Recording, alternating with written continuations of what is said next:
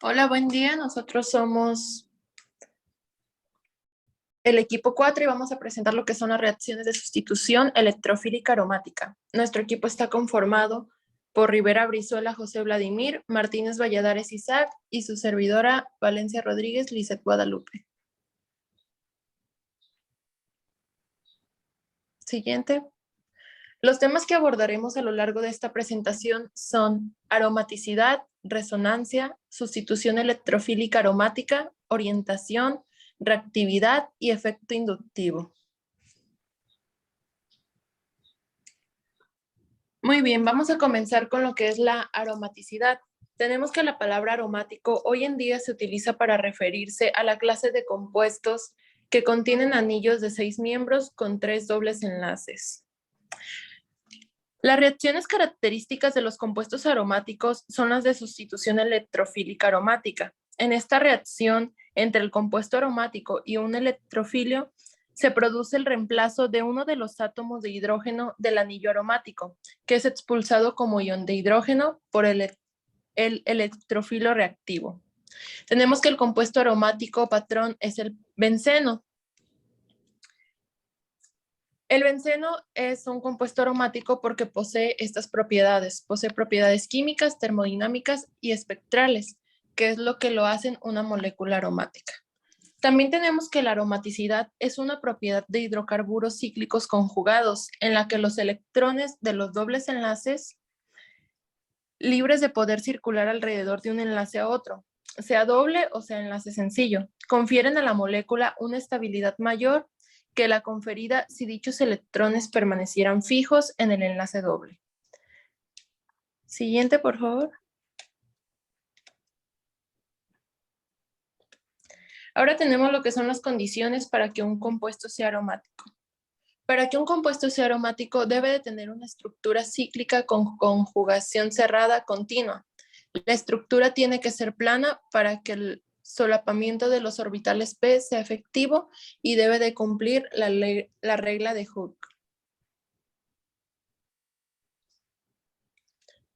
Aquí tenemos lo que es la regla de Hooke, que nos dice que para que un compuesto sea aromático, el número de electrones p en el sistema cíclico tiene que ser 4n más 2, siendo n un número real. Nos dice que si el número de electrones n en el sistema cíclico es 4n, siendo n un número entero, el compuesto es antiaromático y por lo tanto será poco estable. También tenemos que en esta parte lo que es la resonancia, que es una herramienta empleada para representar ciertos tipos de estructuras moleculares. La resonancia molecular es un componente clave en la teoría del enlace covalente y su aparición crece cuando existen enlaces dobles o triples en la molécula. Numerosos compuestos orgánicos presentan resonancia, como en el caso de los compuestos aromáticos.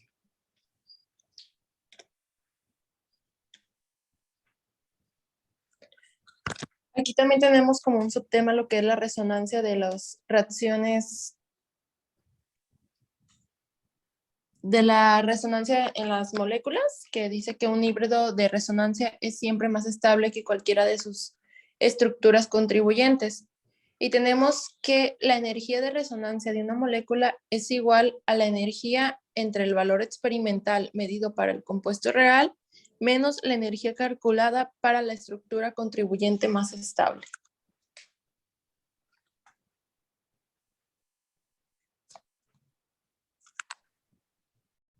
Bueno, continuando con la explicación, una vez ya hemos visto la parte, podría decirse, teórica de los temas en general, pasamos a la parte que es más práctica, en la que veremos algunos ejemplos sobre cómo se lleva a cabo la sustitución electrofílica aromática. Para empezar, podemos observar que del lado izquierdo de la presentación tenemos una imagen que representa un benceno y este benceno va a reaccionar con un electrófilo que está representado por la letra Y o por la letra E en ciertos casos.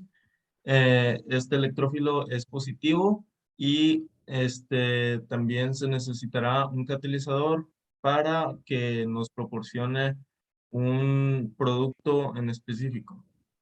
Como primer ejemplo, tenemos en la parte de abajo un benceno que reacciona con cloro diatómico y como catalizador tenemos aluminio cloro 3, que podemos ver a la derecha que el aluminio cloro 3 se le conoce como ácido de Lewis, el cual veremos a continuación un poco más específico sobre qué es el ácido de Lewis. Esta reacción nos da como resultado un benceno que tiene añadido a él un cloro y como producto secundario tenemos ácido clorhídrico, pero en general los productos secundarios no los veremos tan a detalle. Siguiente diapositiva, por favor. Como les decía, para poder encontrar el electrófilo, que es el esencial en esta reacción, tenemos que utilizar diferentes catalizadores. La mayoría de los casos utilizamos ácidos de Lewis, que básicamente son una estructura que en el centro tiene algún metal como el hierro o el aluminio y alrededor de él se encuentra algún elemento que tengamos que sustituir, por ejemplo, en una halogenación, que sería, por ejemplo, el aluminio o el bromo. El ácido de Lewis podemos encontrar el metal en el centro y alrededor de él serían tres cloros, por ejemplo. Y al momento de que tengamos un cloro diatómico, un átomo de cloro pasará al ácido de Lewis para que se complete el octeto y se pueda formar el aluminio con los 4 cloros alrededor y dejando aislado un solo átomo de cloro. Y este átomo de cloro sería nuestro electrófilo. Posteriormente también veremos que no siempre podemos utilizar los ácidos de Lewis, más sin embargo podemos utilizar otro tipo de ácidos para utilizarlo como catalizador. Siguiente diapositiva.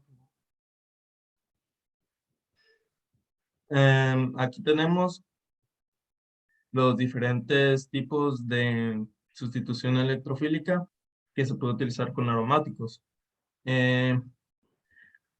No sé si podrán notar que en las diapositivas anteriores hemos recalcado la importancia de los electrófilos, ya que al obtener los electrófilos dependerá qué tipo de sustitución vamos a usar.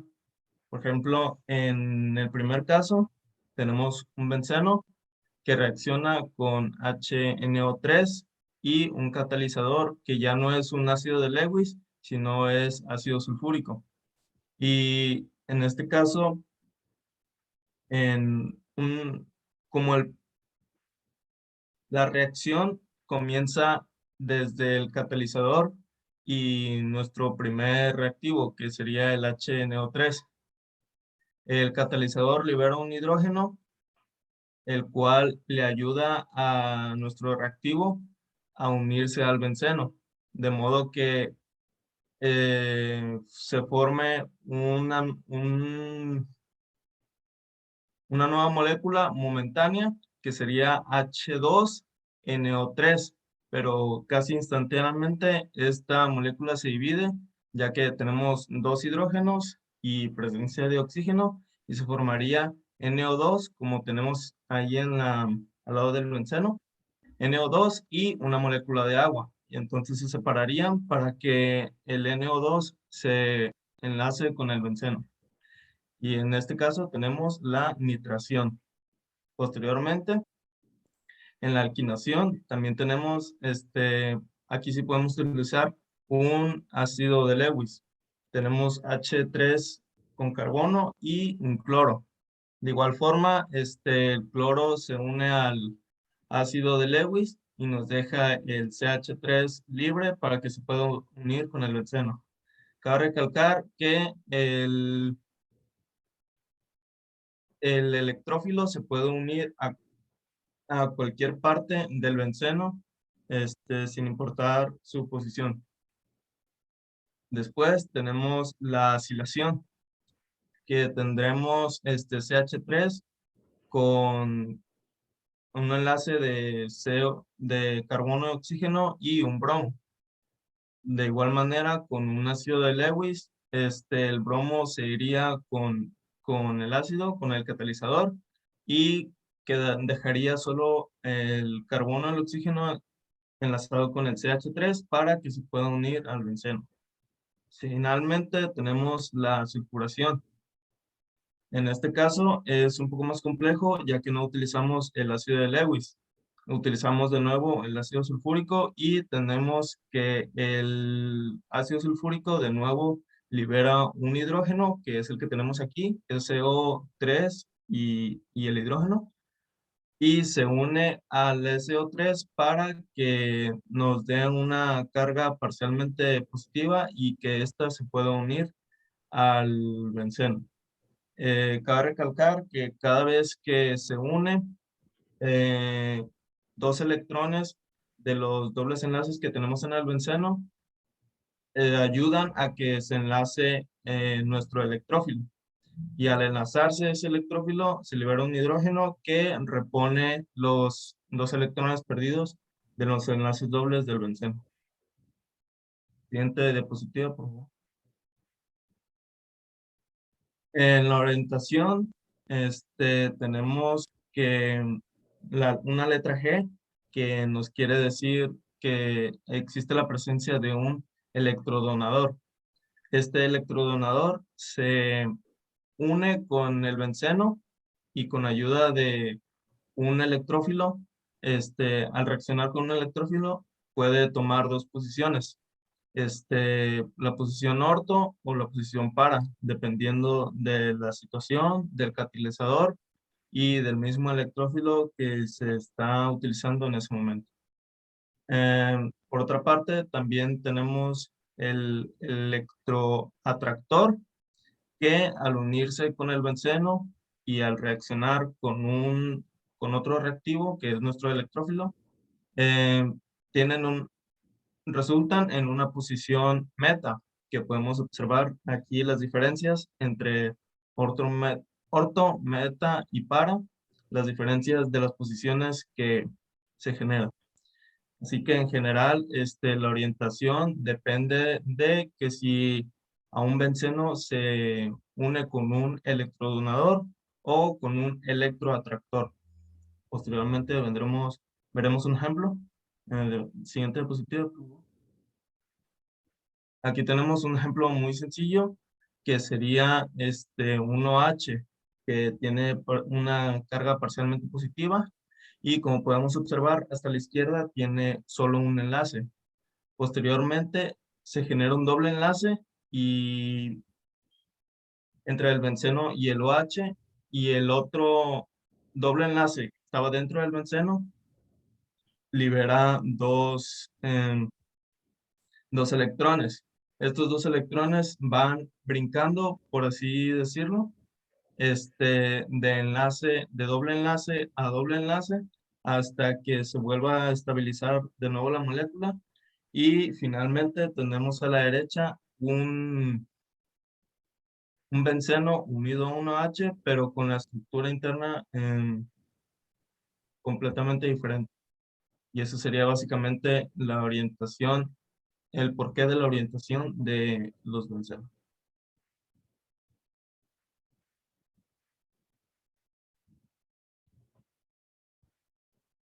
A continuación veremos lo que es la reactividad, que básicamente entendemos que es la capacidad que tiene un compuesto en ocasionar la ruptura o esa formación de nuevas uniones químicas. Y pues en la relación con la sustitución electrofílica aromática depende a la tendencia de un grupo sustituyente a la liberación o atracción de electrones. Por ejemplo, Aquí tenemos los sustituyentes que acompañan en la reactividad a los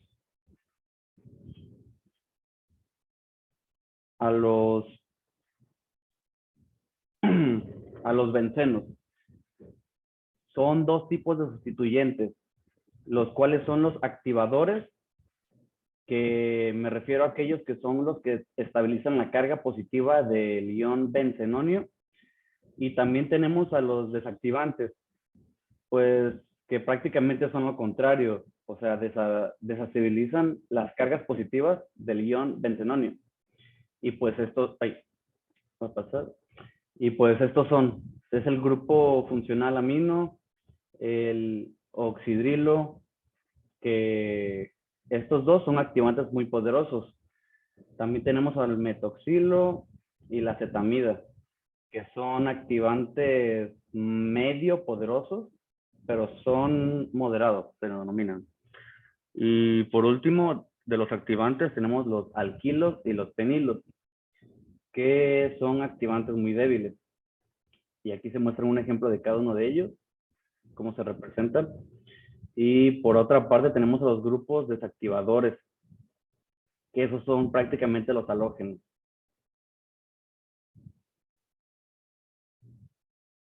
Ahora hablaré de lo que viene siendo el efecto inductivo. El efecto inductivo básicamente es cuando un elemento más electronegativo que el resto tira de los electrones, perdón, hacia sí mismo, generando cargas parciales en los átomos de las cadenas de carbonos. Aquí lo veremos con un pequeño ejemplo, que es con esta cadena de carbonos enlazada a este halógeno, que en este caso es el flúor, que podemos observar que el flúor es el elemento de mayor electronegatividad de toda la cadena.